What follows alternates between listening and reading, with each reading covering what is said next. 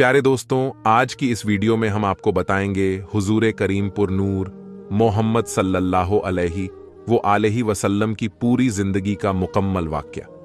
इसीलिए आप सभी लोगों से गुजारिश है कि इस वीडियो को आखिर तक जरूर देखिएगा। वैसे तो देखने वाले 4 घंटे का फिल्म देख लेता है, लेकिन आज ये वीडियो कोई फिल्म नहीं है, बल्कि ये वीडियो उनके मुबारक जिंदगी के बारे में है, जिनके आप और हम उम्मती हैं, और वही कल कयामत के मैदान में हमारा पूरसा निहाल होगा। मुझे तो ये नहीं मालूम कि मेरी वीडियो कौन देख रहे हैं, आप चाहे मर्द हो या औरत, बूढ़े हो या बच्चे, लेकिन आप इस वीडियो को मेहरबानी करके आखिर तक जरूर देखिएगा। दोस्तों, मैं मानता हूं कि यह वीडियो थोड़ी लंबी होगी, लेकिन आप पूरी वीडियो देख लेंगे तो मुझे यकीन है आप अपने नबी, जिनके आप और हम उम्मती हैं, उनके जिंदगी के बारे में जानने के लिए ये पूरा वीडियो जरूर देखेंगे। तो आप अदबो एहतराम से बैठ जाइए और हुजूर की जिंदगी का मुकम्मल वाक़या सुने। हजरत मोहम्मद सल्लल्लाहु अलैहि वसल्लम का हुजूर अकरम सल्लल्लाहु अलैहि वसल्लम की विलादत हुई। यहां पर आपको यह बात भी बताता चलूं कि हिजरी साल का आगाज किस तरह हुआ था। हजरत उमर फारूक रज़ियल्लाहु अन्हु के दौरे हुकूमत में उनकी दावत पर तमाम सहाबा इकराम 30 जमादियुस्सानी 17 हिजरी रोज जुमेरात मस्जिद नबवी में जमा हुए। आपने इस्लामी तारीखों सन पर एक अजीम खुतबा दिया। उस वक्त दुनिया में 4 तरह की तारीखें मशहूर हो मारूफ थीं। कमरी तारीख यानी चांद के हिसाब से तारीख देखना, ईसवी तारीख जिसको अंग्रेजी तारीख भी कहा जाता है, तारीख ए इब्रानी जो कि यहूदियों की तारीख है, और तारीखें झोलियानी। हजरत उमर ने फरमाया कि इस्लामी साल चांद के हिसाब से होना चाहिए। अब यह बताइए कि इस्लामी तारीख की इब्तिदा कहां से होनी चाहिए। बाज हजरत सहाबा रज़ियल्लाहु अन्हुम ने फरमाया हुजूर अकरम सल्लल्लाहु अलैहि वसल्लम की विलादत बासादत से शुरू होनी चाहिए। हजरत उमर ने फरमाया इस तारीखा में ईसाइयों के साथ मुसाइबा बनती है, क्योंकि उनके साल की इब्तिदा हजरत ईसा मसीह अलैहिस्सलाम की पैदाइश से शुरू होती है। बाद साहबा ने फरमाया कि जब आप सल्लल्लाहु अलैहि वसल्लम को नबूवत मिली, उस दिन से तारीख ए इस्लाम की इब्तिदा होनी चाहिए। आपने फरमाया कि नबूवत का इब्तिदाई ज़माना इस्लाम और मुसलमानों पर जुल्म और नाइंसाफ़ी का ज़माना था। बाद साहबा ने फरमाया कि आप सल्लल्लाहु अलैहि वसल्लम की वफ़ात से इब्तिदा होनी चाहिए। हज़रत उमर ने इस राय को भी रद्द फरमा दिया और फरमाया कि आप सल्लल्लाहु अलैहि वसल्लम की वफ़ात उम्मत मुस्लिमा के लिए हादसे कुबरा और नुकसान ए अजीम था, इसलिए तारीख ए इस्लामी की इब्तिदा मुनासिब नहीं। फिर हज़रत उमर फारूक ने खुद फरमाया कि तारीख ए इस्लामी की इब्तिदा हिजरत से शुरू होनी चाहिए, इसलिए कि हजरत ही से हक को बातिल के दरमियान फर्क को इम्तियाज कायम हुआ और हिजरत ही से इस्लाम को फतुहात मिली। अब फिर सवाल पैदा हुआ कि इस्लामी तारीख की इब्तिदा किस महीने से हो। बाज ने कहा कि रमजान से इस्लामी साल शुरू होना चाहिए। हजरत उस्मान गनी रज़ियल्लाहु अन्हु ने फरमाया जिस महीना में हुजूर सल्लल्लाहु अलैहि वसल्लम ने हिजरत फरमाई, उसी महीना से इस्लामी साल शुरू होना चाहिए। हुजूर अकरम ने रब्बीउल अव्वल के महीना में हिजरत फरमाई, लेकिन हिजरत का इरादा माहे मुहर्रम ही में कर चुके थे, इसलिए इस्लामी तारीख के साल की इब्तिदा मुहर्रम उल हराम से शुरू होनी चाहिए। लिहाजा इस्लामी साल की इब्तिदा मुहर्रम उल हराम से होना तय पाया गया। चुनांचे इस तरह इस्लामी साल को हिजरी साल का नाम दिया गया और इसको उर्दू में हे से और इंग्लिश में एच से जाहिर किया जाता है। हुजूर अकरम सल्लल्लाहु अलैहि वसल्लम के वालिद का नाम हजरत अब्दुल्ला और आपकी वालिदा का नाम हजरत आमिना बिनते वहब था। हुजूर अकरम की विलादत से पहले ही आप सल्लल्लाहु अलैहि वसल्लम के वालिद हजरत अब्दुल्लाह का इंतकाल हो गया था और आप अभी 6 साल के थे कि आपकी वालिदा हजरत आमिना भी इस दुनिया से रुखसत हो गईं। इसके बाद 8 साल की उम्र तक आपकी परवरिश आपके दादा हजरत अब्दुल मुत्तलिब ने की। 8 साल की उम्र में आपके सर से दादा का साया भी छिन गया और फिर 8 साल की उम्र से लेकर जवानी तक आप अपने चचा हजरत अब्बू तालिब के ज़ेरे कफालत में रहे, जिस रात आप और हैरत में मुब्तला था। उसने अपने चेलों को जमा किया और उनसे कहा कि पता करो माजरा क्या है। शैतान के चेलों ने सारी दुनिया घूमी और सुबह के वक्त नाकाम वापस लौटे और शैतान को बताया कि उन्हें कुछ पता नहीं चल सका। इसके बाद शैतान ने खुद निकलने का फैसला किया और सोचा कि आसमान पर जाकर देखता हूं कि फरिश्तों में क्या बात चल रही है। उस वक्त शैतान को चौथे आसमान तक की रसाई हासिल थी, लेकिन आज चौथा आसमान तो क्या, पहले आसमान पर ही फरिश्तों ने उसे रोक लिया और आतेशी हथियारों से उसे भगा दिया।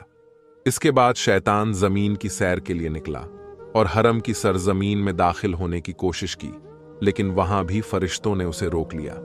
इसके बाद वह मक्के की पिछली जानिब जबले नूर पर पहुंचा, जहां गाड़े हिरा है और जहां हुजूर अकरम सल्लल्लाहु अलैहि व आलिहि वसल्लम पर पहले वही नाजिल हुई थी।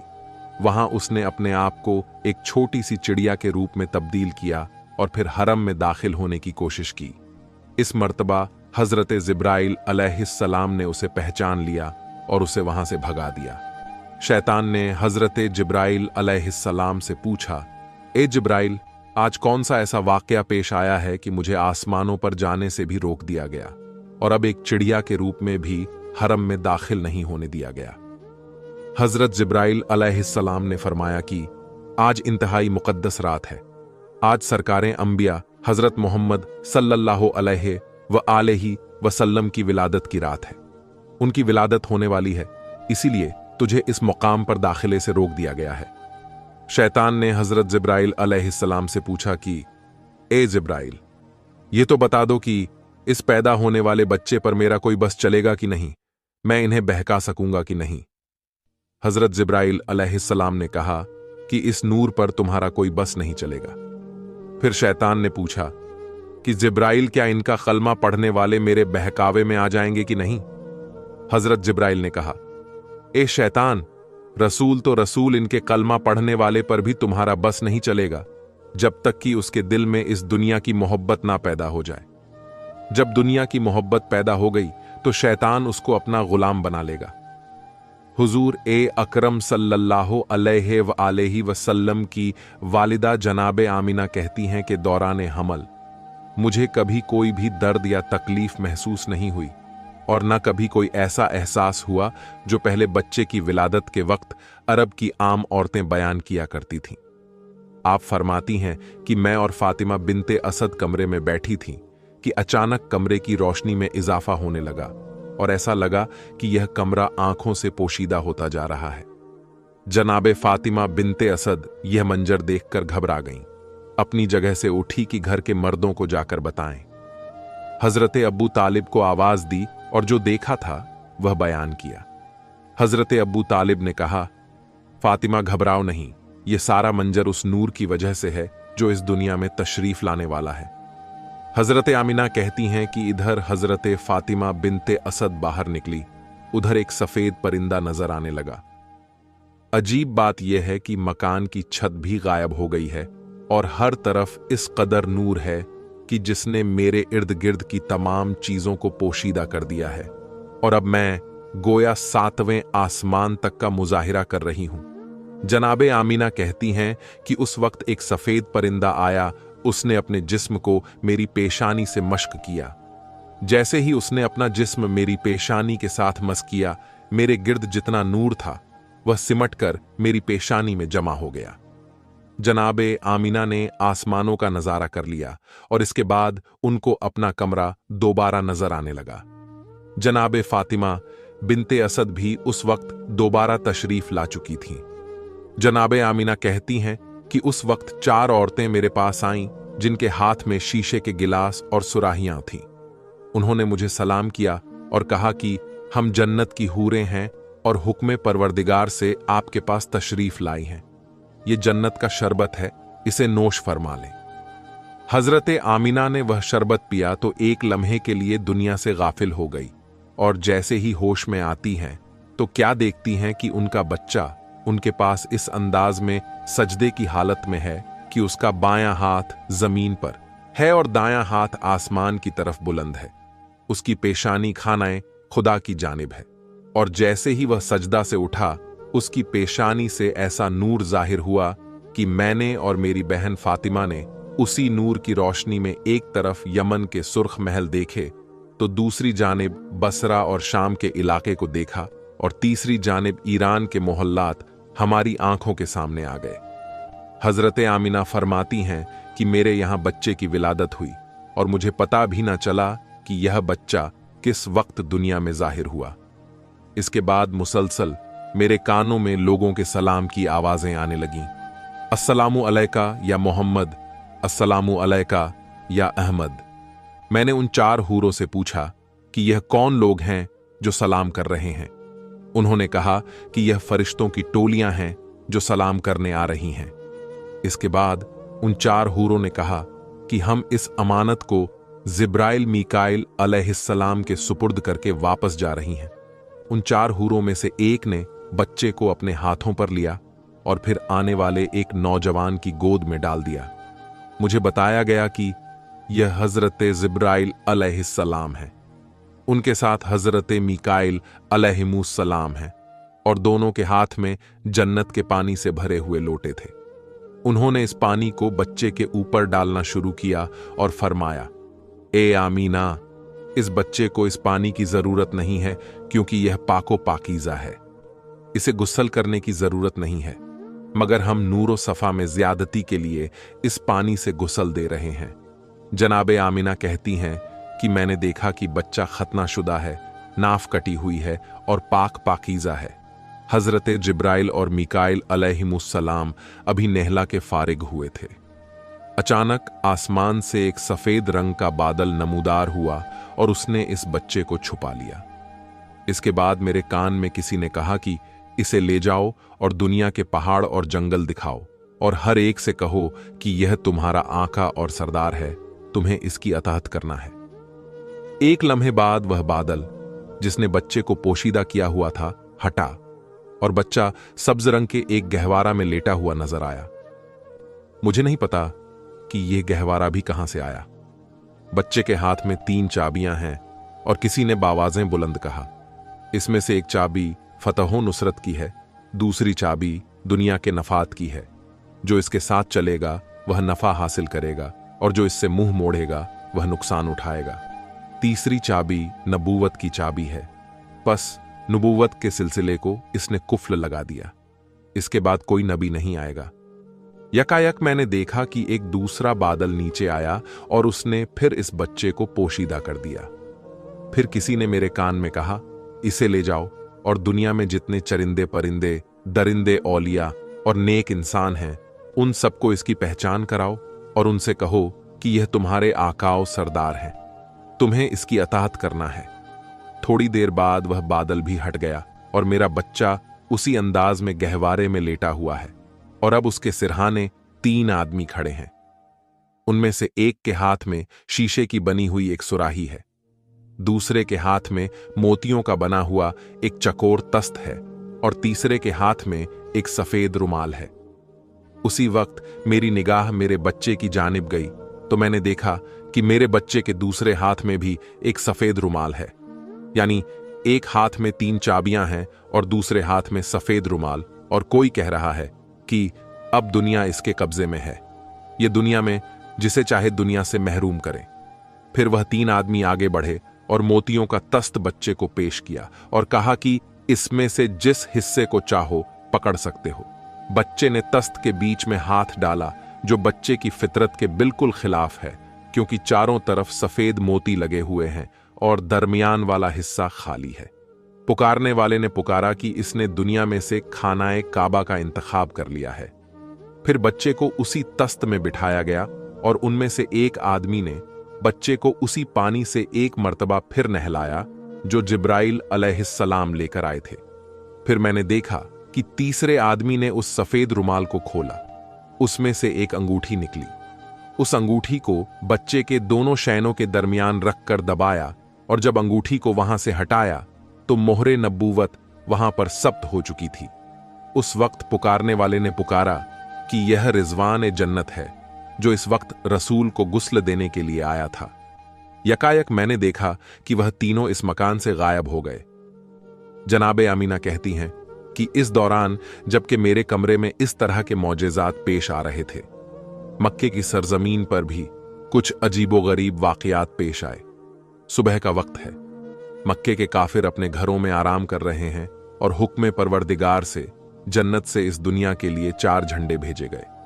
पहला झंडा कोहे काफ पे लगाया गया, दूसरा झंडा कोहे अब्बू कुरैश पर लगाया गया, तीसरा झंडा खानाए काबा की छत पर लगाया गया और चौथा झंडा बैतुल मुक़द्दस पर लगाया गया।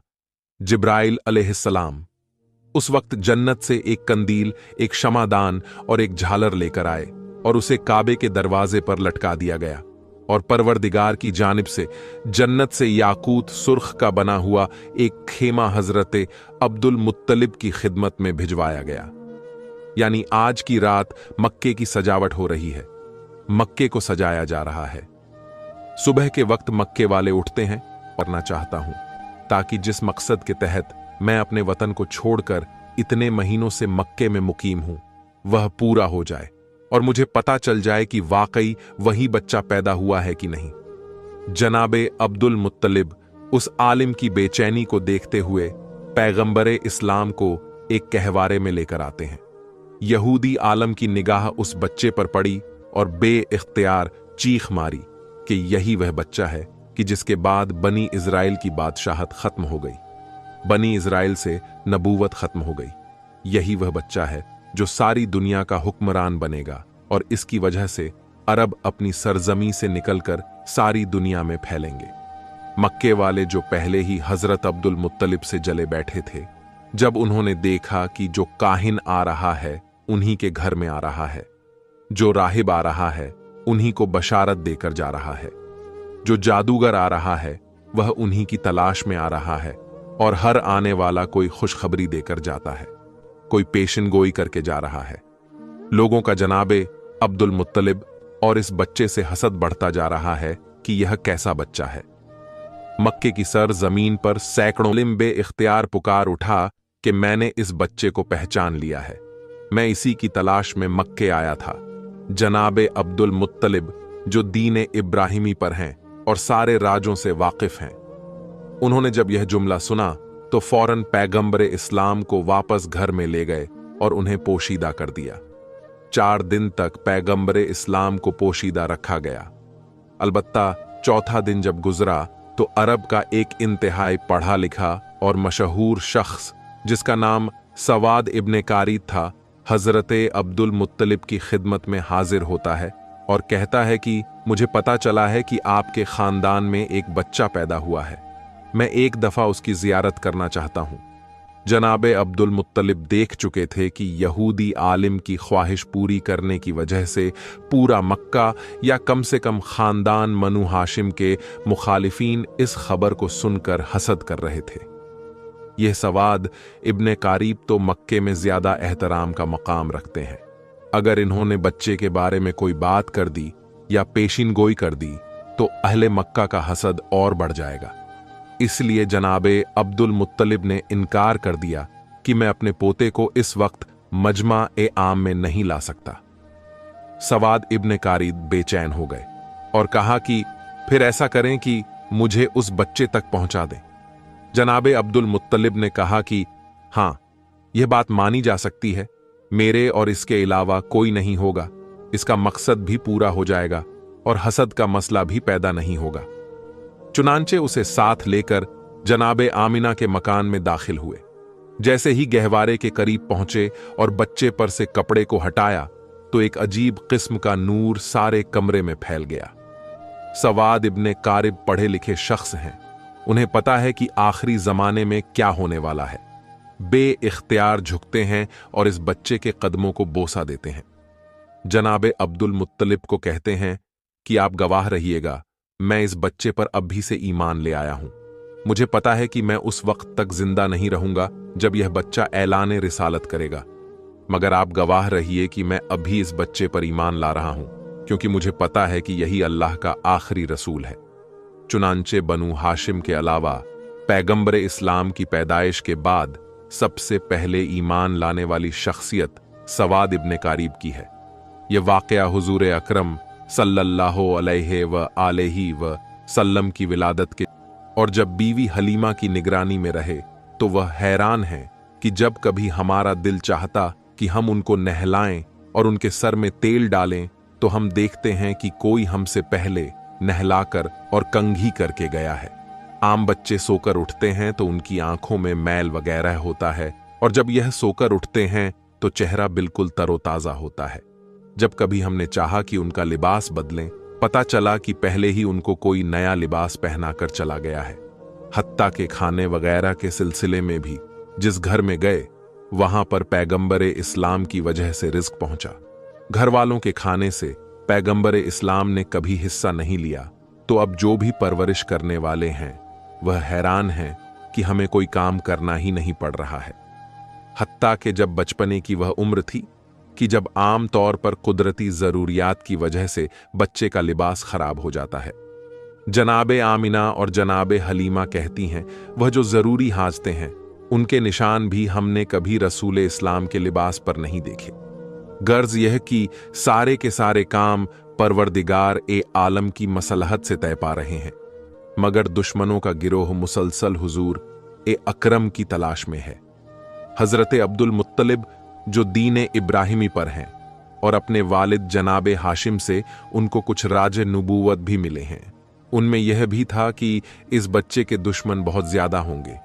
तुम्हें पूरी कोशिश करना है इस बच्चे को बचाने के सिलसिले में। इस मसले की वजह से हजरत अब्दुल मुत्तलिब पैगंबरे इस्लाम को मक्के से किसी और जगह मुंतकिल करना चाहते हैं। खास तौर पर जब उनको पता चला कि अक्सर यहूदियों के गिरोह आते हैं और मक्के के हालात का जायजा लेकर चले जाते हैं। यहूदी बार बार क्यों आ रहे थे, इसके बारे में आपको बताता चलूं। दरअसल यहूदी बहुत अरसा पहले से ही पैगंबरे इस्लाम की विलादत को रोकने की फिक्र में थे। अब्द मुनाहक पर हमला हुआ, जनाबे हाशिम पर हमला हुआ, जनाबे अब्दुल मुत्तलिब पे हमला हुआ, जनाबे अब्दुल्लाह पे हमला हुआ, मुसलसल ये हमले हुए। रिवायत में है कि जब जनाबे अब्दुल्लाह की जवानी का जमाना आया था तो यहूदियों की सारी साजिशों का मरकज ये था कि किसी तरह उन्हें खत्म कर दो तो विलादत ए रसूल रुक जाएगी। यहूदी यह पहचान गए थे कि जनाबे अब्दुल्ला पैगंबरे इस्लाम के वालिद हैं और यह पहचान हजरत याहिया अलैहिस्सलाम के उस कुर्ते की वजह से हुई थी जो यहूदियों के पास था, और जनाबे अब्दुल्लाह की विलादत के वक्त उसमें से खून निकलना शुरू हो गया था। उन्होंने सोचा कि अगर जनाबे अब्दुल्लाह को शादी से पहले कत्ल कर दिया जाए तो रसूलुल्लाह की विलादत नहीं हो सकेगी। चुनांचे उन्होंने हमला कर दिया, मगर वह हमला भी नाकाम हुआ और उसी के नतीजे में जनाबे अब्दुल्ला की शादी जनाबे आमिना से हुई। अब जनाबे आमिना से शादी के बाद यहूदी और परेशान हो गए कि अब क्या किया जाए। किसी न किसी तरीके से विलादत के सिलसिले को रोकना है और इत्तेफाक से उन्हें एक मौका मिल गया। जनाबे अब्दुल्ला किसी काम के सिलसिले में मदीने जाते हैं और मदीना यहूदियों का गढ़ है। चुनांचे रिवायत से पता चलता है कि मदीना में जनाबे अब्दुल्लाह पर हमला हुआ और जहर के जरिए जनाबे अब्दुल्ला को शहीद किया गया। अब यहूदियों को एक इत्मीनान तो हो गया कि पैगंबरे इस्लाम के वालिद तो शहीद हो गए। सिर्फ एक बात का पता करना है कि उनके यहां कोई औलाद है या नहीं। अगर यह पता चल जाए कि यह बे औलाद थे तो घर में जाकर इत्मीनान से सोना, और अगर यह पता चले कि उनके यहां कोई औलाद है तो फिर उसके कत्ल का इंतजाम करना होगा। यहूदियों का एक गिरोह बना। यह लोग खास इस काम के लिए मदीना से मक्का आए। वहां आकर तहकीक की तो इत्मीनान का सांस लिया। जब पता चला कि वो ला औलाद थे, उनके यहां कोई औलाद नहीं थी, चुनांचे बड़े इत्मीनान से वापस मदीने गए। मदीने पहुंचकर मदीना से लेकर शाम तक जहां जहां यहूदी फैले हुए थे सबको यह खुशखबरी पहुंचा दी गई कि मुबारक हो, हमारे लिए जो खतरा था वो खतरा टल गया है। हजरत याहिया अलैहिस्सलाम के कुर्ते से जो खून निकल रहा था अब वो खून सूख गया है, जिससे यह यकीन हो गया कि पैगंबर के वालिद का इंतकाल हो गया है और उनके यहां कोई औलाद भी नहीं है, जिसका मतलब यह है कि अब आखिरी रसूल पैदा नहीं होंगे। यह खुशखबरी सारी दुनिया में यहूद में फैला दी गई। मदीना से लेकर शाम तक जश्न मनाया गया और यहूदी बड़े मुतमिन थे, मगर उनसे एक बुनियादी गलती यह हुई कि ये तो मालूम कर लिया कि पैगंबरे इस्लाम इस दुनिया में नहीं आए। ये तो पता चला लिया कि अब्दुल्ला के यहाँ कोई औलाद नहीं थी, मगर यह मालूम करना भूल गए कि क्या ऐसा तो नहीं है कि जनाबे अब्दुल्ला की बीवी हजरते आमिना हमीला हो और कुछ महीने के बाद बच्चा पैदा हो जाए। इस तरफ उनका ख्याल गया ही नहीं। यह देखकर मुतमईन होकर घर चले गए कि अब्दुल्ला के यहाँ कोई औलाद नहीं है। लेकिन जब 12 रब्बीउल अव्वल को अजीबो गरीब वाक़यात पेश आए, अवाम को इतनी मालूमात नहीं है, लेकिन यहूदी ओलमा परेशान होकर बैठे हैं, क्योंकि उन्होंने अपनी किताबों में पढ़ा हुआ है कि यह सारे वाक़यात उस जमाने के हैं जब आखिरी रसूल पैदा होगा। मगर यह क्या हुआ? आखिरी रसूल कैसे पैदा हो गया? क्योंकि आखिरी रसूल के वालिद को हमने पूरे यकीन के साथ कत्ल किया कि यही रसूल के वालिद हैं, और हजरत याहिया के कुर्ते ने भी गवाही दी कि यही वालिद हैं। यह भी हमने पता चला लिया कि उनके यहां कोई औलाद नहीं है। फिर ये रसूल कहां से आ गए? अब परेशान हैं, क्योंकि उनकी किताब में लिखा हुआ है कि आखिरी रसूल अब्दुल्ला के यहां पैदा होंगे और यह अजीबो गरीब वाकयात पेश आएंगे। अब हैरान हैं कि अब्दुल्ला के हाथों रसूल पैदा नहीं हुए, और अगर किसी और के यहां पैदा हुए हैं तो यह हमारी किताब के बरअक्स है। फौरन एक गिरोह बनाया गया ताकि वो मक्का में जाकर तहकीक करें। जब यह लोग मक्का पहुंचे तो उस वक्त पैगंबरे इस्लाम को मक्के से हजरत हलीमा सादिया के मकान में मुंतकिल किया जा चुका था, और पैगंबरे इस्लाम की पैदाइश को 2 माह गुजर चुके थे। अब यह यहूदी परेशान होकर ढूंढ रहे हैं कि कौन सा बच्चा ऐसा है जो 2 माह पहले पैदा हुआ होगा, मगर कोई ऐसा बच्चा नजर नहीं आ रहा। किसी से पूछ नहीं सकते, क्योंकि मक्के में 2 मर्तबा यहूदी साजिश करके गए हैं। जनाबे अब्दुल्ला पर भी हमला इन्होंने करवाया था, और उनके बाद जनाबे आमिना के बारे में भी तहकीक इन लोगों ने करवाई थी। चुनांचे अब मक्का वाले होशियार हो गए हैं। खास तौर पर खानदानी बनु हाशिम वाले उन लोगों पर नजर रखे हुए हैं। यहूदियों का कोई गिरोह किसी से सवाल नहीं कर सकता। आप पूछ किसी से नहीं सकते। एक एक घर पर ताक लगाए बैठे हैं। खाना काबा में देखते हैं, बाप की गोद में देखते हैं, मगर कोई 2 महीने का बच्चा नजर नहीं आ रहा। नाकाम वापस लौट गए। अब आ रहे हैं, जा रहे हैं और मुसलसल तहकीकात कर रहे हैं, मगर उनकी तहकीकात नाकाम हो रही है, क्योंकि पैगंबरे इस्लाम तो उस वक्त मक्के से बाहर हैं। अलबत्ता जब पैगंबरे इस्लाम की उम्र 7 साल की हो गई और पैगंबर मक्के मुस्तकिल तौर पर आ गए, तो उस जमाने में भी यहूदियों का एक गिरोह मक्के आया हुआ था। उसकी निगाह इस नौजवान पर पड़ी तो यह देखकर चौंक उठे कि यह नौजवान जो अपने दादा और चाचा के साथ चल रहा है, इसके चलने का तरीका, इसकी बात का तरीका बिल्कुल वही है जो हमारी किताबों के मुताबिक आखिरी रसूल का तरीका है। इसकी हिफाजत करना। बहरहाल यहूदियों की तमाम साजिशों के बावजूद इस मौके पर भी अल्लाह ताला ने अपने रसूल को महफूज रखा। अब वापस आते हैं रसूल अकरम की बचपन की जिंदगी पर। और आखिर इस्लाम में इस मसले में इख्तिलाफ है कि पैगंबरे इस्लाम की विलादत के बाद इब्तिदाई दिनों में पैगंबरे इस्लाम को दूध किसने पिलाया। एक रिवायत यह है कि विलादत के फौरन बाद पहले 8 दिन तक सोबिया ने पैगंबरे इस्लाम को दूध पिलाया। यह सोबिया पैगंबरे इस्लाम के एक चाचा अब्बू लहब की कनीज थी। रिवायत में है कि अब्बू लहब ने फकत इस खुशी में कि उस कनीज ने उसके भतीजे को दूध पिलाया था, आजाद कर दिया था। जिस वक्त पैगंबरे इस्लाम की विलादत हुई उस वक्त अब्बू लहब आपकी मुखालफत में नहीं था, क्योंकि उस वक्त उसकी शादी नहीं हुई थी। बाद में पैगंबरे इस्लाम की मुखालफत करने का एक सबब उसकी बीवी भी थी। खानदान ने बनु उमैया में शादी के बाद अब्बू लहब अपने खानदान को छोड़कर अपने ससुराल के साथ मिल गया था।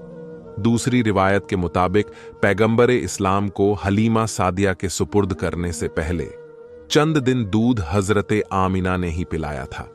इसके बाद पैगंबर को बीबी हलीमा सादिया के सुपुर्द कर दिया गया, जिन्होंने शरई हुक्म के मुताबिक 2 साल तक पैगंबरे इस्लाम को दूध पिलाया। रिवायत में है कि जिस वक्त हलीमा सादिया ने पैगंबरे इस्लाम को दूध पिलाया उस वक्त वह दीन इब्राहिमी पर थीं और उस वक्त दीन इब्राहिम ही बरहक दीन था। चुनांचे उस पर ईमान रखने वाला अल्लाह के दीन पर अमल करने वाला माना जाता था। यानी कि कोई यह एतराज नहीं कर सकता कि किसी मुशरिक या काफिर ने पैगंबर इस्लाम को दूध पिलाया था।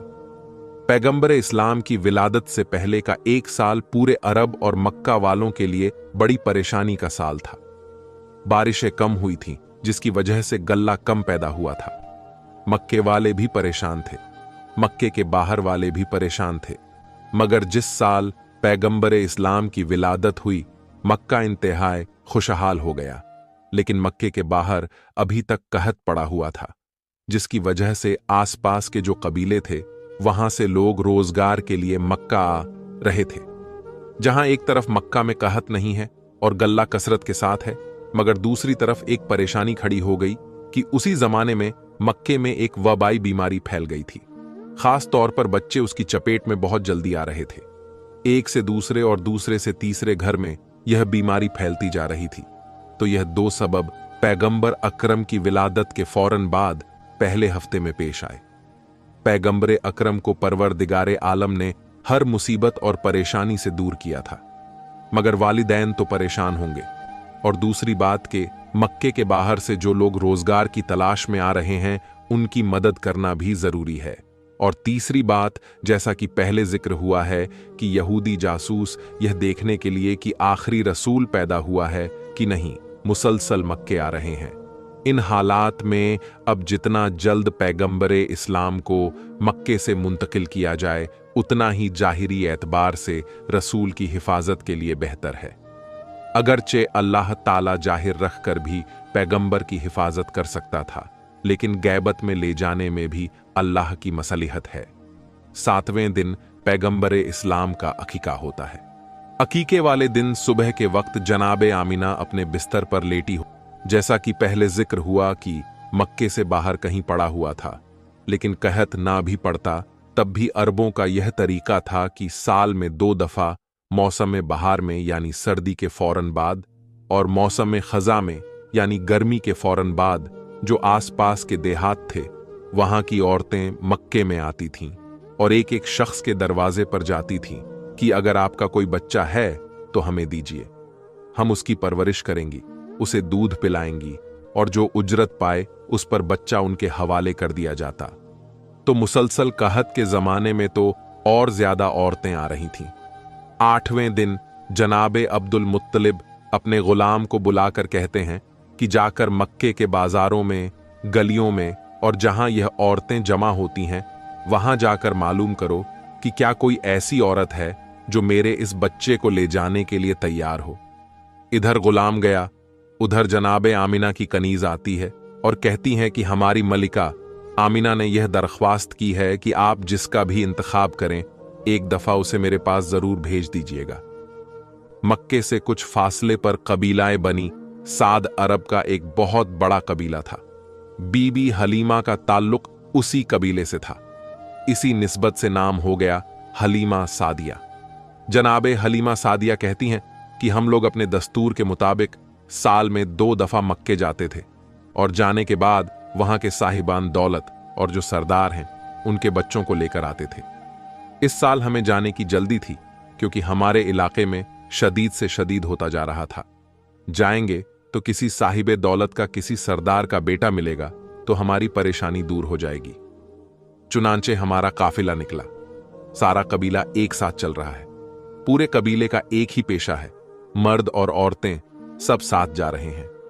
जनाबे हलीमा सादिया कहती हैं कि मैं इस पूरे सफर में बेहद परेशान रही, इसलिए कि मैं जिस सवारी पर सवार थी वह एक गद्दी थी और बीमार थी। उससे चला नहीं जा रहा था, बड़ी सुस्त रफ्तारी से चल रही थी। अब मैं भी शर्मिंदा के कबीले वाले मेरी वजह से परेशान हैं। कबीले वालों के आपस में ऐसे ताल्लुकात हैं कि किसी को छोड़कर कबीला आगे भी नहीं बढ़ सकता। मेरे सुस्त जानवर की वजह से सारे कबीले को आहिस्ता आहिस्ता चलना पड़ रहा है। अब अगरचे कोई जुबान से नहीं कह रहा, लेकिन मुझे मालूम है कि उन सबको जल्दी है कि मक्के जाएं और पैसे लेकर आएं ताकि उनकी जिंदगी में राहत और आसानी आए।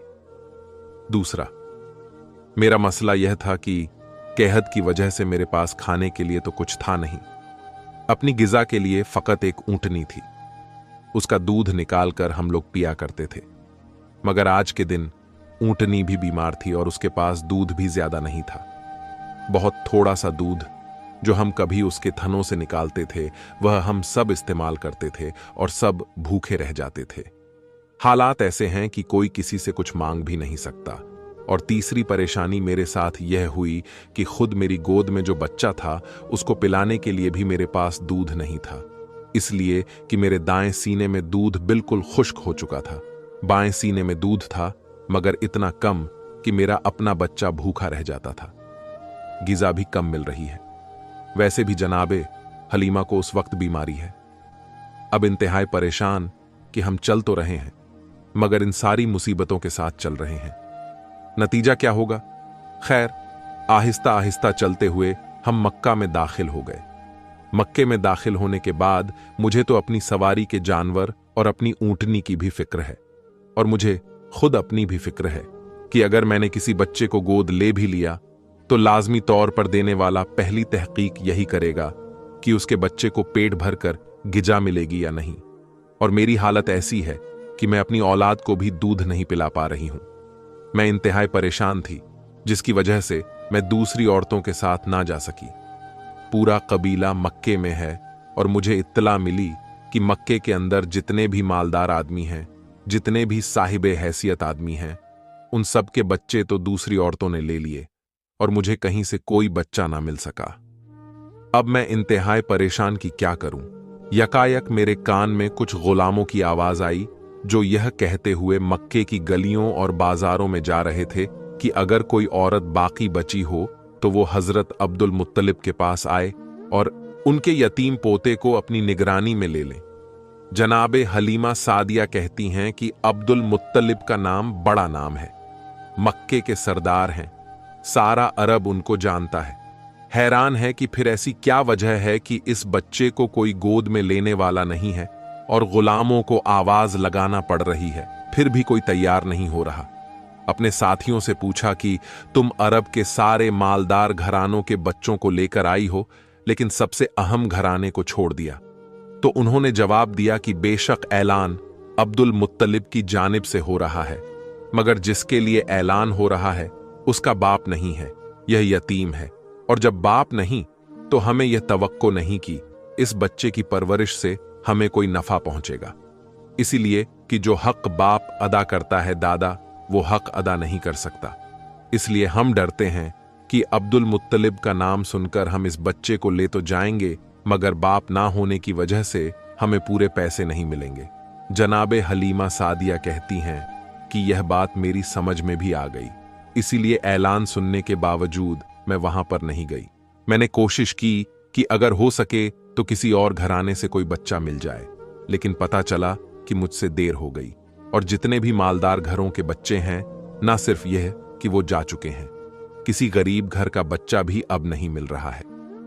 चुनांचे मैं परेशान होकर हजरत अब्दुल मुत्तलिब के पास पहुंची कि चलो, अगर अपनी ख्वाहिश के मुताबिक ना मिले तो खाली हाथ जाने से तो बेहतर है कि जैसा बच्चा मिले तो उसी को ले जाओ। मैं हजरत अब्दुल मुत्तलिब के पास पहुंची और सलाम किया। सलाम का जवाब देते हैं और पूछते हैं कि तुम क्यों आई हो? मैंने वजह बताई। कहा कि यह बताओ कि तुम्हारा नाम क्या है। मैंने बताया कि मेरा नाम हलीमा सादिया है। नाम सुनकर हजरत अब्दुल मुत्तलिब मुस्कुराए और कहा कि नाम तो बहुत अच्छा है, नाम में हिल्म भी है और शहादत भी है। ये दो ऐसी खूबियां हैं कि ये किसी को भी मिल जाए वो दुनिया में भी कामयाब हो जाता है और आखिरत में भी कामयाब हो जाता है। क्या मेरे पोते को अपने साथ ले जाओगी? हलीमा सादिया कहती हैं कि मैं आई इसीलिए हूं। कहा कि नहीं, तुम्हें पहले बहू के पास जाना होगा, आमीना से मुलाकात करो, अगर वो भी राजी हो जाएं तो फिर यह मामला तय पाता है। अब कनीज के साथ हलीमा सादिया जनाबे आमीना के पास तशरीफ ले जाती हैं। उनके कमरे में जाते ही हैरान हो गई। जिस वक्त कमरे में दाखिल हुई, दोपहर का वक्त है और अरब का सूरज जहां पर बादल नाम को नहीं होता है, हर वक्त रोशनी ही रोशनी। लेकिन कमरे में दाखिल हुई तो देखा कि सूरज की रोशनी से हटकर किसी रोशनी से कमरा मुनव्वर हो रहा है। हैरान होकर सवाल किया कि आप अपने कमरे में दिन के वक्त भी चिराग रोशन करके रखती हैं। जनाबे आमिना मुस्कुराकर कहती हैं कि नहीं, ये चिराग की रोशनी नहीं है, ये मेरे बेटे के चेहरे की रोशनी है। ये जिस वक्त से इस कमरे में आया है, हर वक्त ये कमरा रोशन रहता है। जनाबे हलीमा सादिया कहती हैं कि आई तो थी, बड़े बुझे दिल के साथ कोई नहीं मिल रहा, इसलिए लेने आई। मगर यह जुमला सुना तो आगे बढ़कर बच्चे पर निगाह पड़ी। बड़े इस्लाम को गोद में लेकर बाहर आईं। फिर उनके दादा हजरत अब्दुल मुत्तलिब के पास गईं। पैगंबर इस्लाम के दादा ने कहा, ए हलीमा, इसे लेकर तो जा रही हो, मगर एक चीज हम तुम्हें बता दें कि इस बच्चे के दुश्मन बहुत ज्यादा हैं। अगर तुम इस बच्चे के साथ किसी अजीबो गरीब वाकये को देखो, कोई नई चीज तुम्हें नजर आए, तो हैरत ज्यादा ना होना और किसी को बताना नहीं कि तुमने क्या देखा है, वरना दुश्मन मुसलसल पीछे लगेंगे। अभी यहां से तो हिफाजत से पैगंबर चले जाएंगे, मगर तुम्हारे कबीले में जाने के बाद अगर यह खबरें फैलने लगीं कि इस बच्चे की क्या बरकतें हैं, तो यहूद के कान खड़े हो जाएंगे। खास वादा लिया, बल्कि कहा कि अगर तुम चाहो तो मैं अपने मोहल्ले में खुफिया मकान तुम्हें दे दूं। हलीमा सादिया कहती हैं कि नहीं, अपने खानदान और अपने कबीले को छोड़ते हुए मुझे अच्छा नहीं लगेगा। खैर, बात तय पाई गई और जनाबे हलीमा सादिया पैगंबरे इस्लाम को साथ लेकर चले और अपने कबीले के पास पहुंची।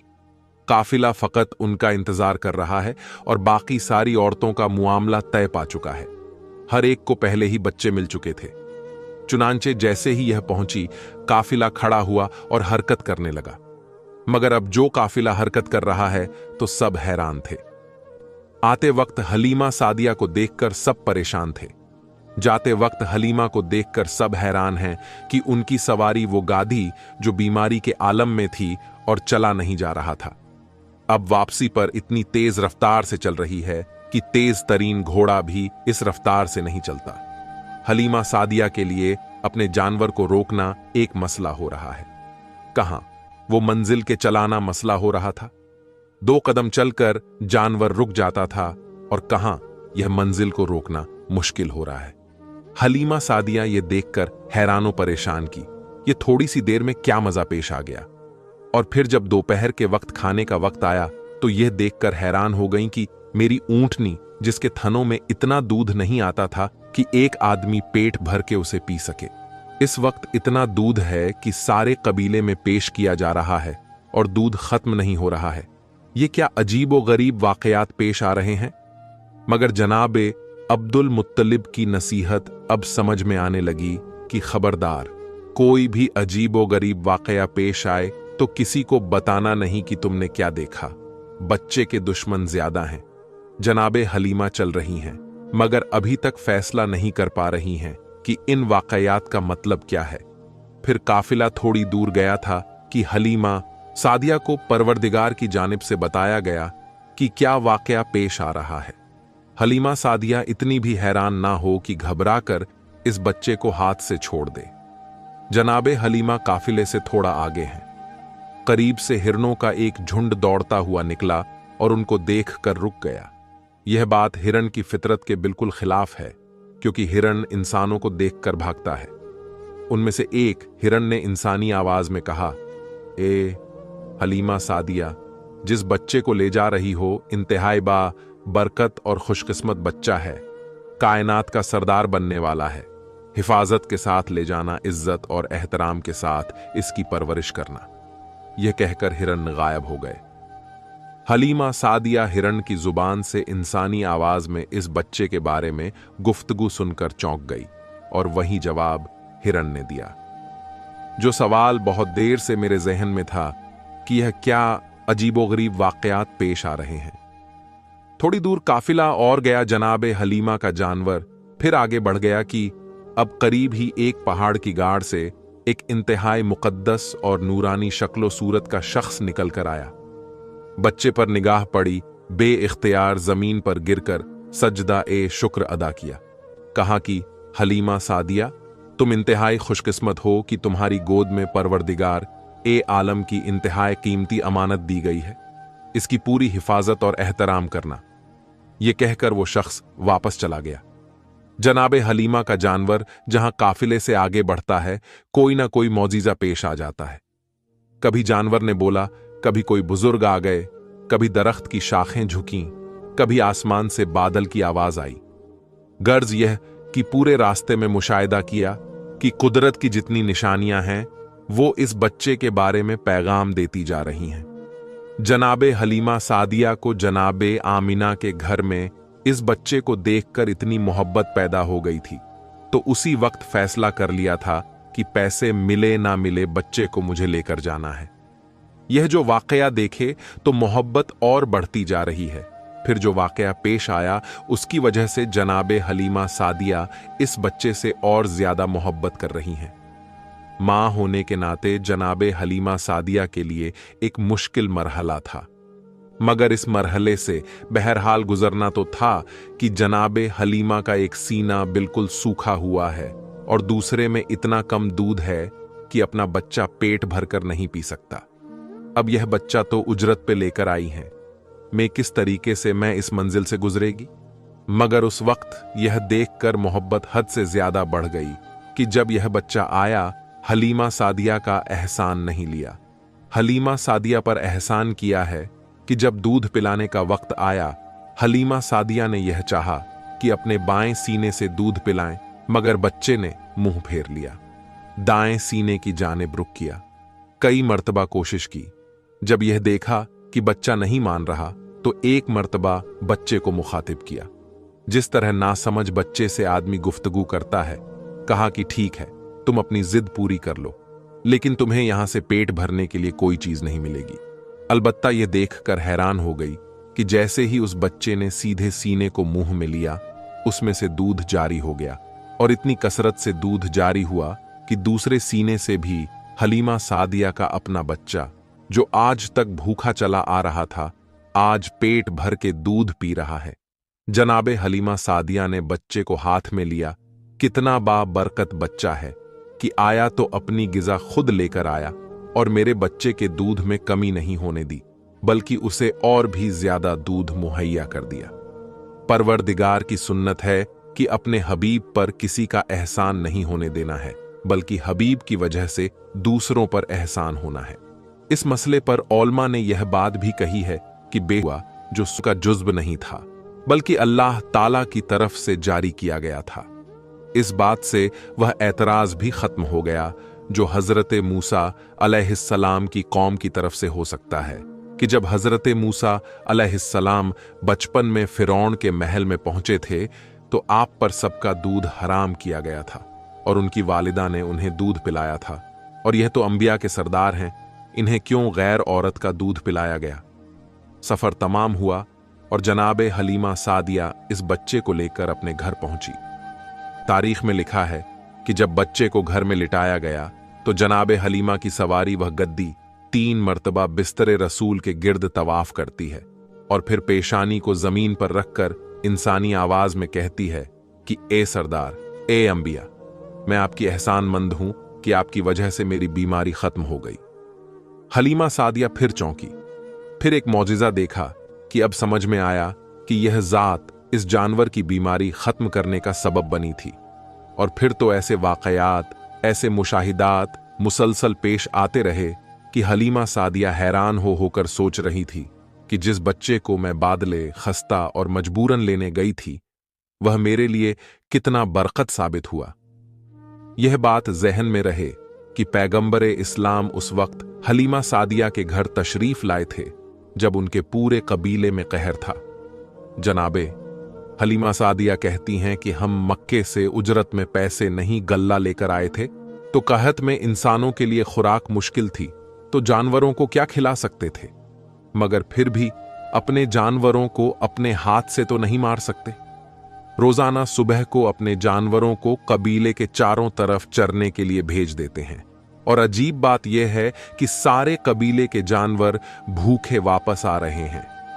अगर किसी को खुराक मिल भी गई तो फकत इतनी कि मरने ना पाए, मगर भूखे रह जाते हैं। रोज बरोज कमजोर हो रहे हैं और मेरे जानवर इन्हीं जानवरों के साथ जा रहे हैं, लेकिन वह जब वापस आते हैं पेट भरे हुए आते हैं। जिस्म फरबा से फरबा होता जा रहा है। सारा कबीला हैरान है कि सारे जानवर एक साथ ही एक जगह पर जा रहे हैं।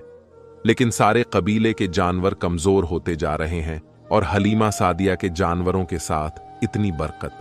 जनाबे हलीमा सादिया कहती हैं कि जब यह बच्चा मेरे घर में आया उस वक्त मेरे घर में भेड़, बकरियां, ऊंट और बाकी जानवर मिलाकर कुल 22 जानवर थे, और जब 5 साल बाद यह बच्चा हमारे घर से गया तो हमारे जानवरों की तादाद 1020 हो चुकी थी।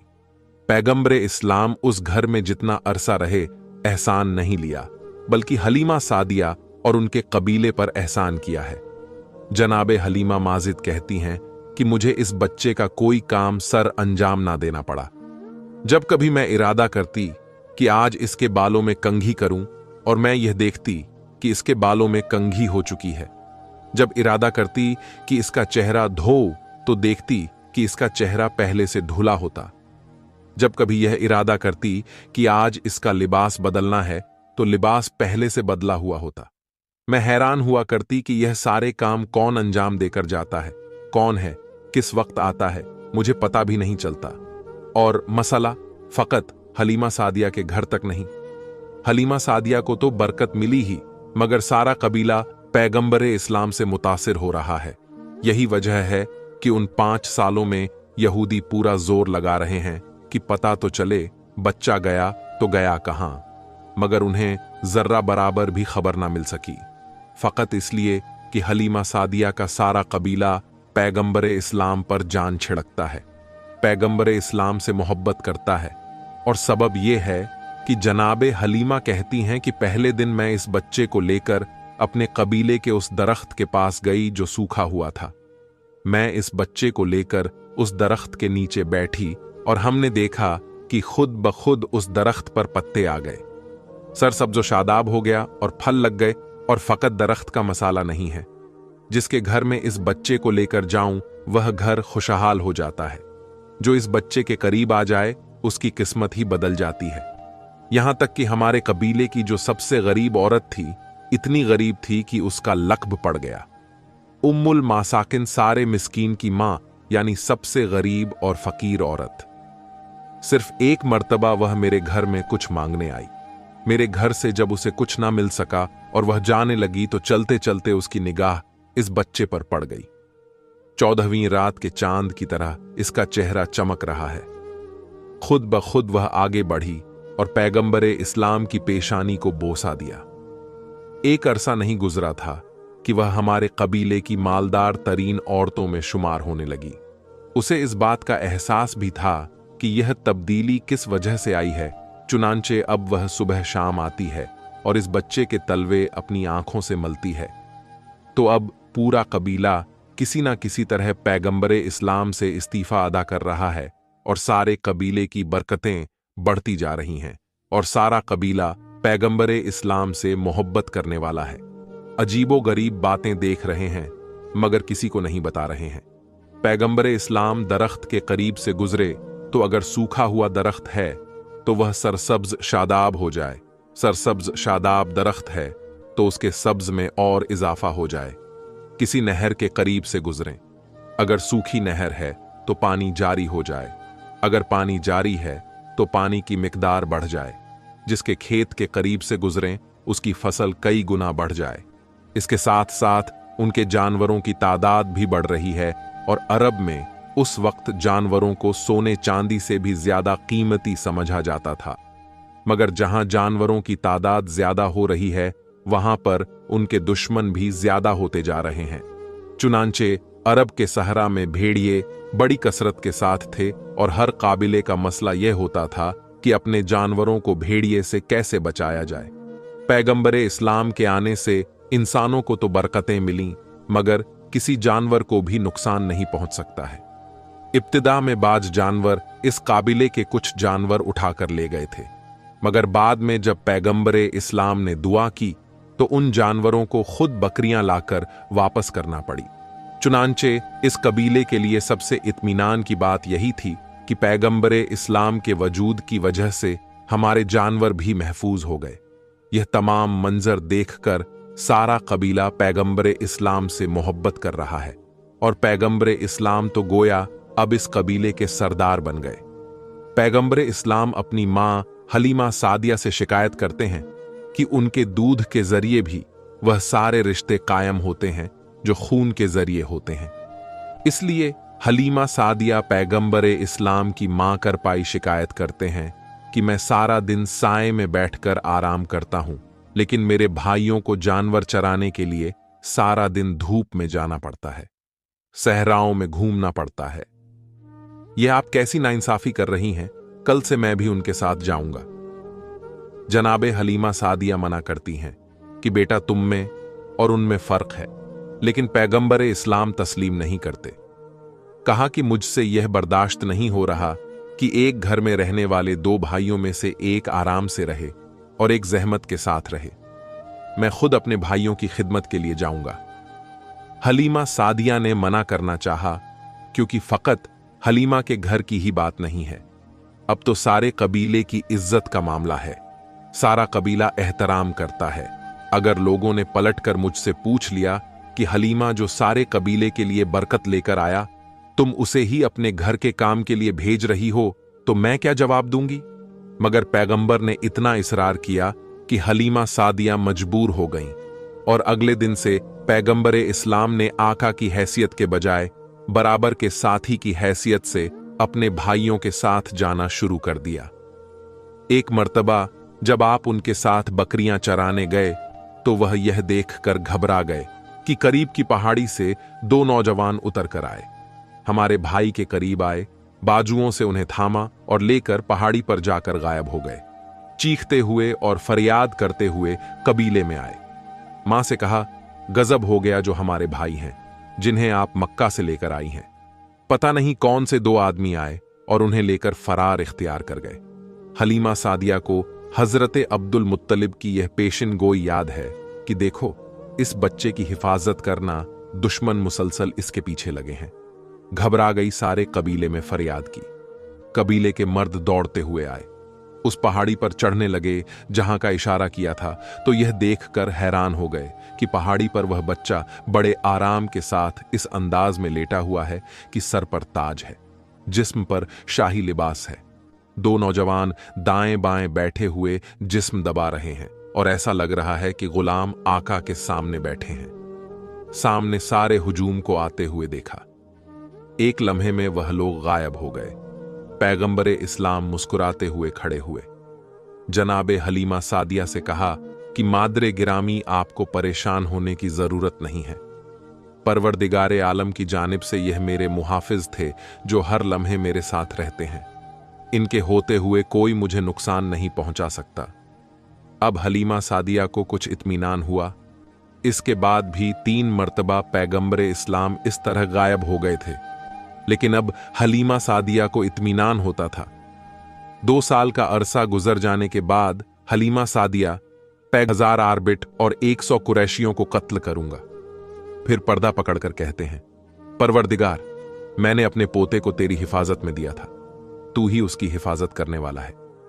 यकायक एक और आवाज आती है, ए अब्दुल मुत्तलिब, घबराने की जरूरत नहीं है परवरदिगार। ए आलम ने तुम्हारे बच्चे को महफूज रखा है और मक्के के करीब फलां शहर के फलां मुकाम पर जाओ, वहां तुम्हारा बच्चा तुमको मिल जाएगा।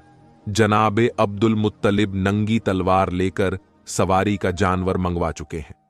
इस पर सवार होकर चले और मुकर्रर मुकाम पर पहुंचे और यह देखकर हैरान रह गए कि सहरा में बबूल का दरख्त लगा है, लेकिन उसमें ताजा खजूरें लटक रही हैं। पैगंबरे इस्लाम उन खजूरों को तोड़कर खा रहे हैं और दाएं बाएं 2 इंतहाई खूबसूरत नौजवान खड़े हैं। हजरते अब्दुल मुत्तलिब ने अंदाजे से पहचान लिया कि यह मेरा पोता है, क्योंकि 8 दिन की उम्र से आज तक, यानी 2 साल की उम्र तक, अपने पोते को नहीं देखा था। करीब पहुंचे और पैगंबर से पूछा कि तुम कौन हो? हजरत अब्दुल मुत्तलिब खुद तो जानते हैं, लेकिन साथ वालों को बताना मकसूद था। पैगंबर ने अपना सारा शजराए नसब बता दिया। मैं मोहम्मद इब्ने अब्दुल्लाह इब्ने अब्दुल मुत्तलिब इब्ने हाशिम हूं।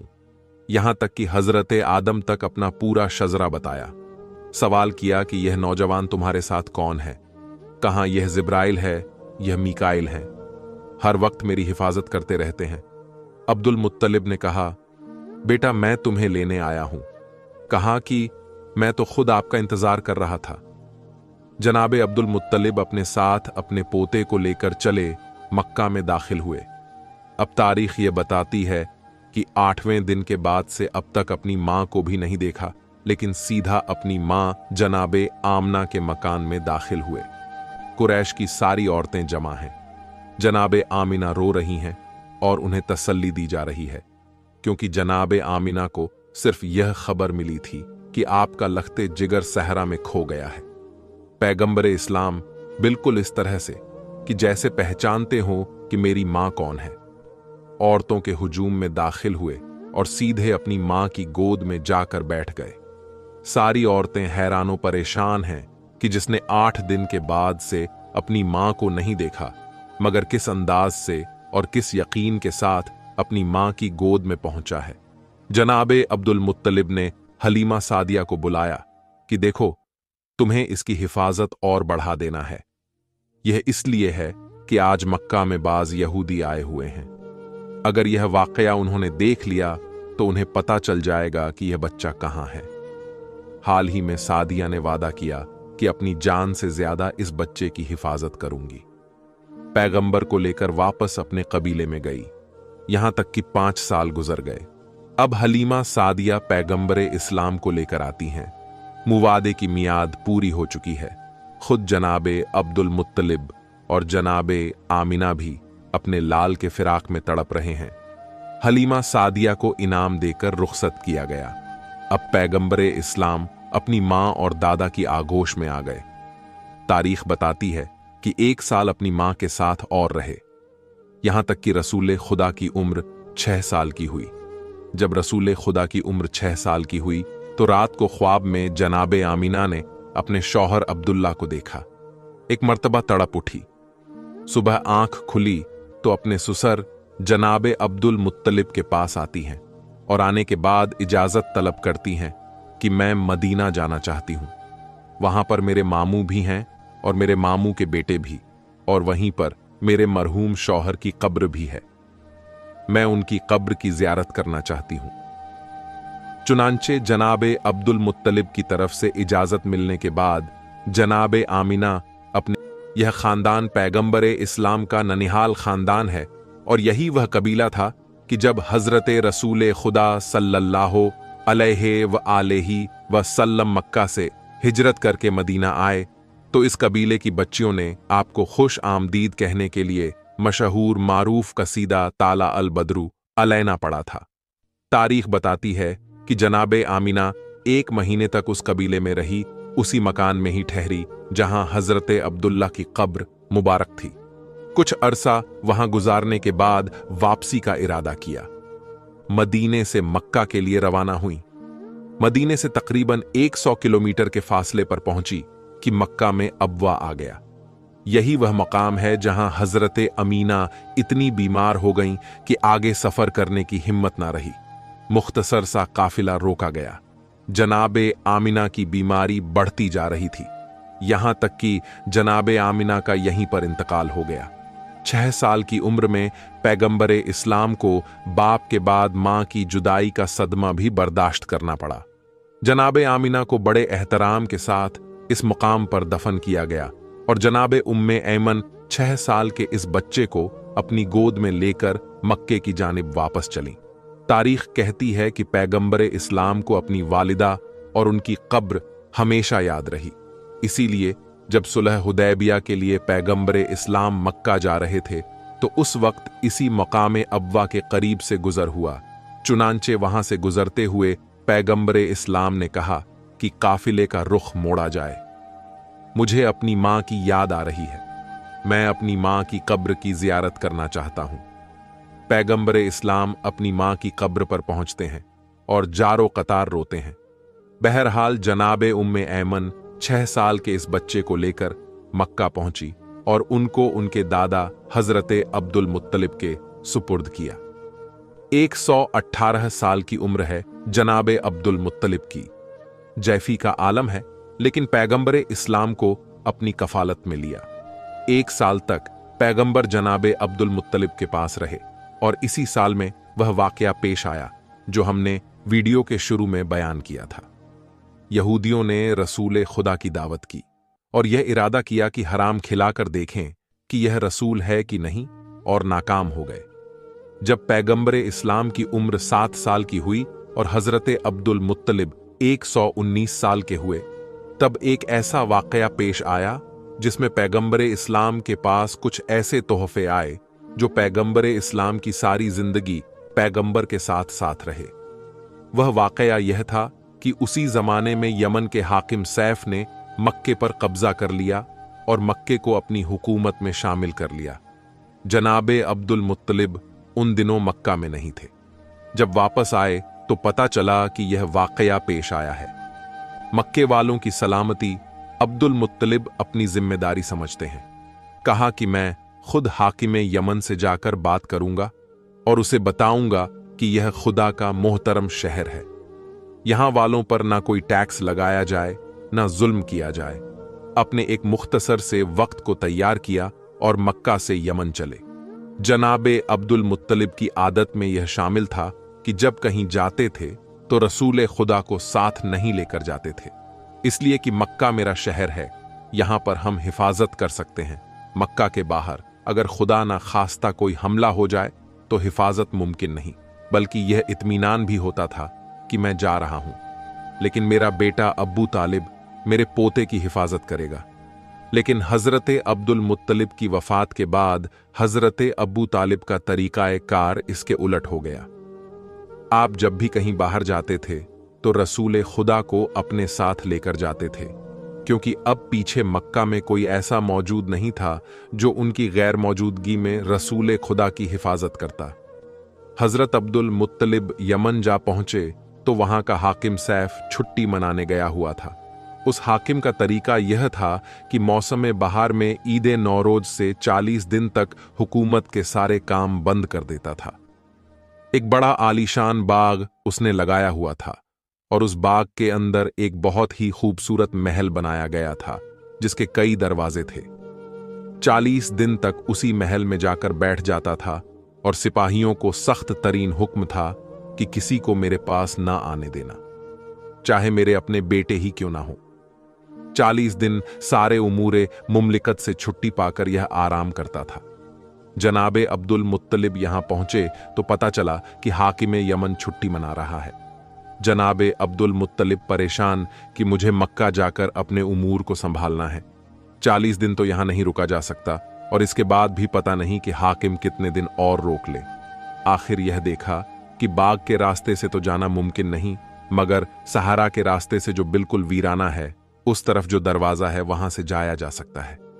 महल के दरवाजे पर पहुंचे सिपाही से कहा कि जाकर बताओ कि मैं मक्के से आया हूं, मेरा नाम अब्दुल मुत्तलिब है।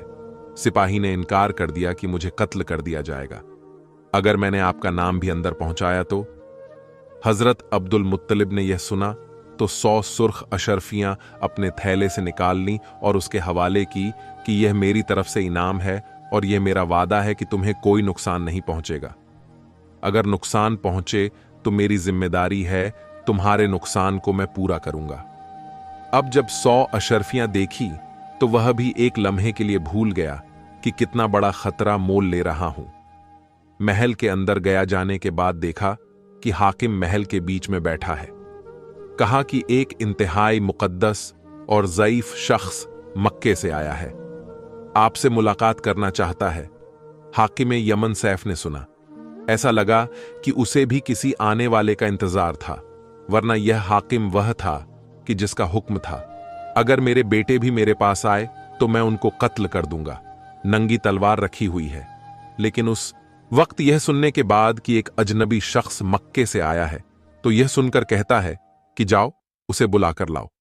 यह जुमला बता रहा है कि हाकिम ने मक्के पर कब्जा किया तो उसका कोई मकसद था और अब गालिबन उसे इंतजार था कि मक्के से जरूर कोई मेरे पास आएगा।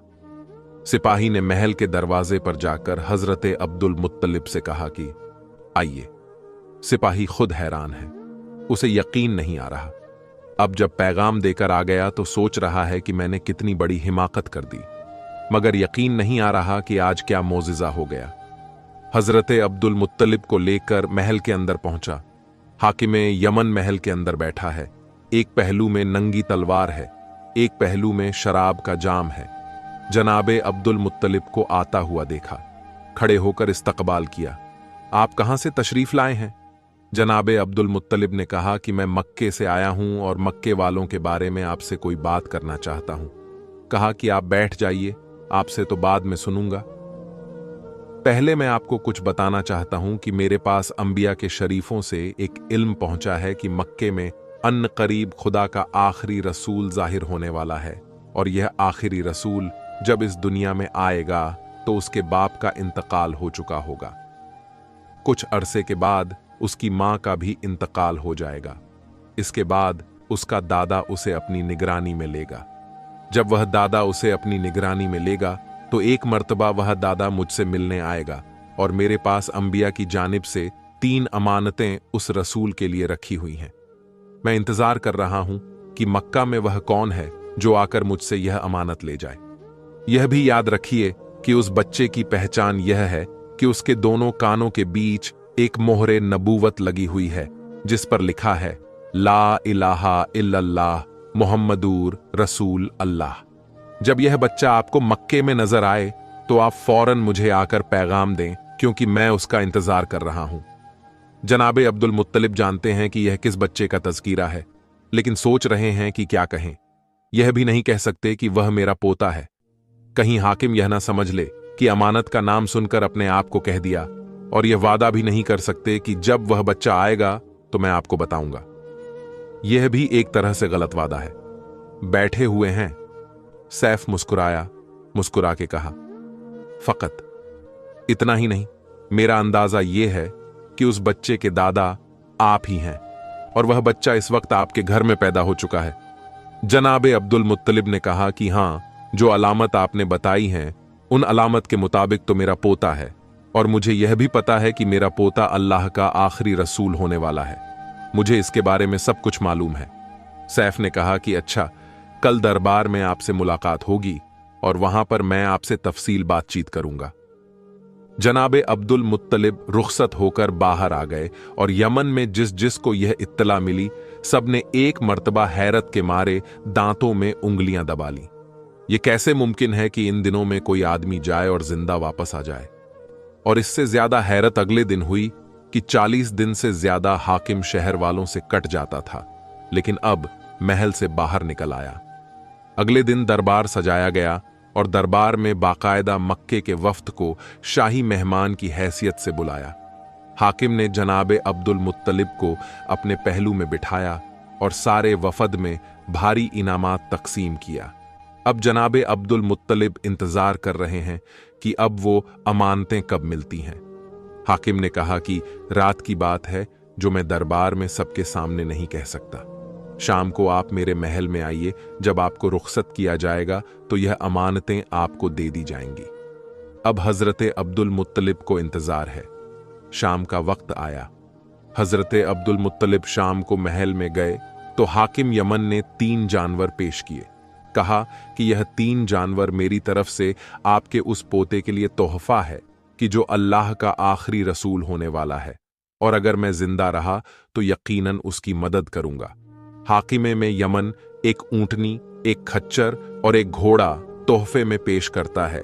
यह ऊंटनी तारीख़े इस्लाम में बड़ी अहमियत रखती है, क्योंकि पैगंबरे इस्लाम ने जो अपना आखिरी खुतबा दिया था वह इसी ऊंटनी के ऊपर सवार होकर दिया था, जो हाकिमे यमन की तरफ से रसूल खुदा को मिली थी। यह तीनों जानवर पैगंबरे इस्लाम के साथ मदीने में भी थे। चुनांचे तारीख बताती है कि जब पैगंबरे इस्लाम हिजरत करके गए तो हजरत अली अलैहिस्सलाम को बिस्तर पर सुलाया गया, और एक और जिम्मेदारी आपके सुपुर्द की गई कि खानदाने बनी हाशिम की जो औरतें हैं जिन्हें रसूल खुदा अपने साथ लेकर नहीं गए थे, उन्हें और इन जानवरों को और खानदानी तबर्रुकत को लेकर मुझसे मदीने में मुलाकात करना। तो यह पैगंबरे इस्लाम के पास वह तोहफे थे कि जो हाकिम यमन के जरिए उन तक पहुंचे और आखिरी वक्त तक पैगंबर की खिदमत में रहे। हाकिमे यमन ने बताया कि यह घोड़ा परवरदिगारे आलम की जानिब से एक हादसे के नतीजे में वजूद में आया, और इस ऊंट के बारे में भी रिवायत है कि यह खास और खास तोहफा पैगंबरे इस्लाम के लिए बनाया गया। हाकिम ने तीनों जानवरों के बारे में बताया कि इस ऊंटनी पर मैं अगर 6 महीने भी सफर करूं तो यह थकती नहीं है और अपने सवार को परेशान नहीं करती। घोड़ा ऐसा बाबरकत है कि मैं जिस जंग में भी इस पर सवार होकर गया कभी मुझे शिकस्त नहीं हुई और मेरे कदम पीछे नहीं हटे। खच्चर ऐसा है कि इसके ऊपर सवार होकर अगर तफरीह की जाए तो इंसान की तफरीह का लुत्फ दोबाला हो जाता है। ये खास और खास 3 तोहफे हैं, ये आप इस साल अपने साथ ले जाएं। आइंदा साल जब आप तशरीफ लाए तो एक और अहम तरीन राज है जो अंबिया के साहिफों में है और मेरे सीने में महफूज है। मैं वह आप तक पहुंचा दूंगा ताकि आप फिर अपने खानदान वालों को यह राज बताएं। अपने पोते की हद से ज्यादा हिफाजत करें। आइंदा साल मुझसे जरूर मुलाकात करें और मेरा यह अकीदा सुनते जाएं कि मैं आपके पोते की नबूवत पर ईमान ला चुका हूं और अगर जिंदा रहा तो तलवार निकालकर उनकी मदद करूंगा। हजरते अब्दुल मुत्तलिब को खुदा हाफिज कहा। हजरते अब्दुल मुत्तलिब इंतहाई खुशी के आलम में वापस आ रहे हैं। मक्का के करीब पहुंचते हैं। एक मर्तबा मक्का वालों को पता चला कि हमारे सरदार हाकिमे यमन से बातचीत करके आ रहे हैं। सारा मक्का इस्तकबाल के लिए निकला। पैगंबर इस्लाम साथ हैं, मगर रास्ते में एक जगह पत्थर पर बैठ गए और मक्के वाले आगे बढ़ गए। जैसे ही यह इस्तकबालियां हुजूम हजरत अब्दुल मुत्तलिब के पास पहुंचा तो हजरत अब्दुल मुत्तलिब ने किसी को नहीं देखा। पहला सवाल किया कि मेरा पोता कहां है? आप लोग एक दूसरे को देख रहे हैं। पता चला कि वह तो रास्ते में एक जगह आराम के लिए बैठ गए थे। हम आगे निकल आए। जनाबे अब्दुल मुत्तलिब ने कहा कि मैं किसी से मुलाकात नहीं करूंगा जब तक कि अपने अब्दुल्ला की निशानी की जियारत ना कर लूं। सबको हटाकर आगे बढ़े और खुद पैगंबरे इस्लाम के पास पहुंचे। कहा कि यह 3 तोहफे मैं तुम्हारे लिए लाया हूं। पैगंबरे इस्लाम ने इंतहाई खुशी के साथ उन तोहफों को कबूल किया। हाकिमे ने यमन को दुआ दी और इसके बाद सारी जिंदगी यह तोहफे पैगंबर के साथ साथ रहे। यह पैगंबरे इस्लाम की उम्र के 7वें साल का वाकया है। 1 साल गुजरा, पैगंबरे इस्लाम 8 साल के हो गए। इसी दौरान मक्का में कहत पड़ा और ऐसा कहर के लोग दाने दाने को मोहताज होते जा रहे थे। हजरत हाशिम की एक पोती थी, यानी पैगंबरे इस्लाम की रिश्ते की फूफी। उन्होंने एक मर्तबा ख्वाब में यह देखा कि जब तक तुम अब्दुल्ला के यतीम के जरिए से दुआ नहीं मांगोगे उस वक्त तक मक्का वालों की परेशानी दूर नहीं हो सकती। खानदानी बनु हाशिम के लिए तो यह कोई मसला ही न था। अगले दिन यह ख्वाब जब मक्का में फैला तो सब तैयार हो गए। पैगंबर इस्लाम को आगे आगे लेकर चले और मक्का के बाहर जाकर पैगंबर ने दुआ मांगी। बारिश तो हुई, मगर अब्बू झल वगैरह जो पहले ही से हसद के मारे तड़पे जा रहे थे कि सारे इजाजत इस खानदान को मिल रहे हैं। एक मर्तबा उनके हसद में और इजाफा होता चला गया। 8वें साल में पैगंबर इस्लाम को एक और सदमा बर्दाश्त करना पड़ा। 8 साल और 8 महीने। पैगंबर इस्लाम की उम्र है, वह वक्त करीब आ रहा है कि हजरत अब्दुल मुत्तलिब को यमन से आए हुए 1 साल हो जाएगा। वापस जाना चाहते हैं, मगर परवरदिगार ए आलम गालिबन उस राज को राज ही रखना चाहता है। खुदा जाने हाकिम यमन क्या बात कहना चाहता था, क्योंकि इससे पहले कि हजरत अब्दुल मुत्तलिब यमन जाते हजरत मुंतकिल किया जाए। चुनांचे जनाबे अब्दुल मुत्तलिब को खानाए खुदा के करीब लाया गया और उनके लिए एक मसनद को बिछाया गया। हजरत अब्दुल मुत्तलिब को उस पर लिटा दिया गया। खान आगे बढ़कर पैगंबरे इस्लाम को रोका। हजरत अब्दुल मुत्तलिब जो वशी की हालत में है, एक मर्तबा आंखें खोली, चारों तरफ देखा। ऐसा लगा कि किसी को ढूंढ रहे हैं। किसी ने सवाल किया कि आप किसको तलाश कर रहे हैं? जवाब ना दिया। फिर चारों तरफ देखा। निगाह पड़ गई कि मेरा पोता आगे आ रहा है और अब्बू लहब रास्ता रोक रहा है। अगरचे बेहोशी के करीब हैं, जुबान हरकत नहीं कर रही, मगर उस वक्त भी जलाल आ गया और इंतहाई सख्ती के साथ अब्बू लहब को डांट कर कहा कि खबरदार, आइंदा मेरे बेटे अब्दुल्ला की इस निशानी के किसी काम में दखल ना देना। सारा मक्का जनाबे अब्दुल मुत्तलिब को देखने आया हुआ था। अब्बू लहब ने अपनी तौहीन महसूस की, मगर क्या कर सकता था? मजबूरन पीछे हटना पड़ा। हजरत अब्दुल मुत्तलिब ने हुक्म दिया कि मेरे पोते को आगे लाया जाए। इसकी वजह से मैं बेचैन और बेकरार था। पैगंबरे इस्लाम आगे आए। जनाबे अब्दुल मुत्तलिब ने अपने सीने पर सुलाया। कहा कि अब मुझे करार आ गया। हुक्म दिया कि कुरा डाला जाए कि अब मेरे बाद मेरे इस पोते की निगरानी कौन करेगा। कोरा डाला गया। हजरत अब्बू तालिब का नाम आया। हजरत अब्बू तालिब को मक्के की सरदारी भी मिली और इससे बढ़कर यह शहादत कि अब पैगंबरे इस्लाम उनके घर में परवरिश पाएंगे। एक मर्तबा हजरत अब्बू तालिब को आगे बुलाया और करीब बुलाकर वसीयते की ओर सबसे पहला अहद यह लिया कि खुदा की कसम खाकर यह अहद करो कि अगर मेरे इस पोते पर किसी वक्त कोई मुसीबत का वक्त आया तो तुम अपने माल, इज्जत, जान और औलाद तक को कुर्बान करने से गुरेज नहीं करोगे। अब्बू तालिब, जिनका तो खुद तकाजा यही है, अपने वालिद से खाना खुदा के सामने कसम खाकर यह अहद करते हैं। और इसके बाद दूसरी नसीहत कि बेटा, वैसे तो तुम्हें सबसे बचाना है मेरे इस पोते को, मगर खास तौर पर यहूदियों से और कुरैश के हसीदों से होशियार रहना। हजरत अब्बू तालिब ने अहद किया कि मेरी जान औलाद से भी ज्यादा कीमती है मेरा यह भतीजा। हजरत अब्बू तालिब के हाथ में पैगंबरे इस्लाम का हाथ दिया। इसके बाद आवाज दी कि ए कुरैश वालों, क्या मेरा तुम पर कोई हक है या नहीं। सारे कुरैश ने कहा कि आपकी वजह से हम साहिबे इज्जत हो गए।